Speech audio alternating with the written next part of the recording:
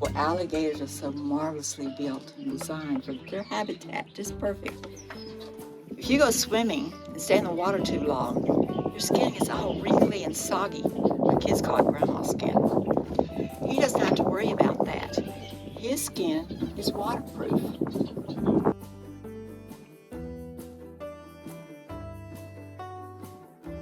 Look at his tail. Is it mostly round or mostly flat? It's flat, isn't it? That's his built-in paddle. When he swims, he puts his legs down. Oh, he's not going to cooperate with me this way. Along his tail, and he barely has to move his tail at all to swim. Because look how much flat area there is to push against the water.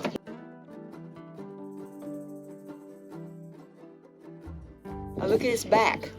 All the way from here, all the way down. All these little bumps are scales. But underneath each one of these scales is a little bony plate.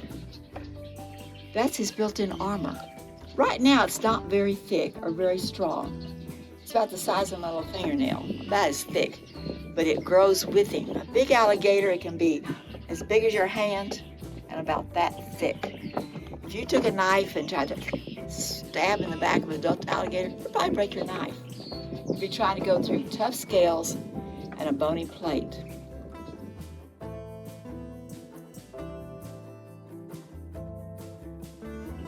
Look at his nails, his claws. He has webs between the toes to help him to swim. But look at the nail claws. They're not sharp and pointy like your cat's. He's not going to scratch me, but they're tough like your dog's. What does your dog use the claws for? Digging. In the fall, when it gets cold, he digs a hole in the ground, a den, goes in the den, and sleeps during the cold time. But what's really special is he doesn't hibernate like a bear. He doesn't estivate. When it gets warm again, he comes back up, enjoys the sunshine. It gets cold, he goes back down and goes to sleep. Come out here in January, a warm day, like today, alligators are out.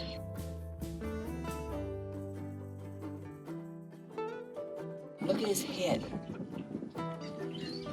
Eyes and nose are on top of the head, aren't they? Quite often, all you see is the eyes and nose above the water. He can see and he can breathe. Two important things for survival. Look at the nose first. Is it flat like my hand, or is it bumped up like my fist? It's a bump, isn't it? If it were flat and he put his nose up out of the water, he'd probably get water splashed into it. But since it's a bump, that doesn't happen much. Also, his holes for breathing are right here. On top, he breathes from above, and he can close his nose real tight. You can't do that.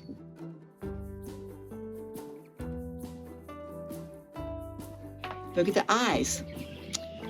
Do you wear goggles when you go swimming? He does. He has built-in goggles. He has an upper and lower eyelid, just like you do. He can wink, he can blink. He has a third, almost like an eyelid, but he can see through it. When he goes underwater or something comes toward his eye, he can go, he goes across and protects his eyes just like goggles do.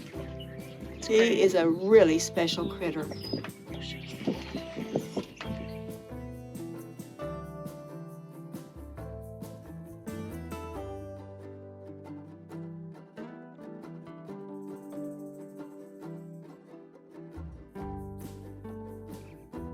People became aware that we kept killing alligators at the rate that we were, that pretty soon we'd run out of alligators. They were killing alligators for their hides, to make boots and vests and purses, for their food and for their fat, and sometimes just because they were scared of them or wanted to kill something. So, Endangered Species Act was passed in 1973, and in 1969, it included the alligator. And since then, it has been against the law to kill, harm, own, keep one as a pet. And because of that, they were no longer being mistreated or killed or anything.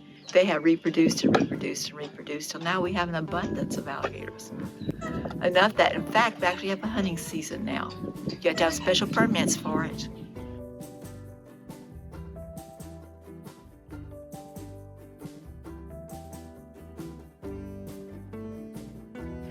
Extinct means they no longer exist. They've all died out. So you're not going to see an extinct animal out in the wild.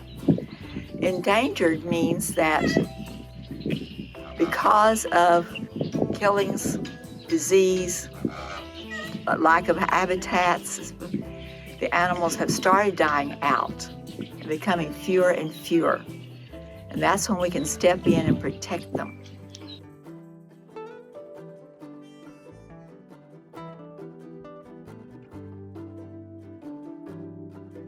The Houston toad is almost extinct now. We think it's more environmental, especially lack of habitat.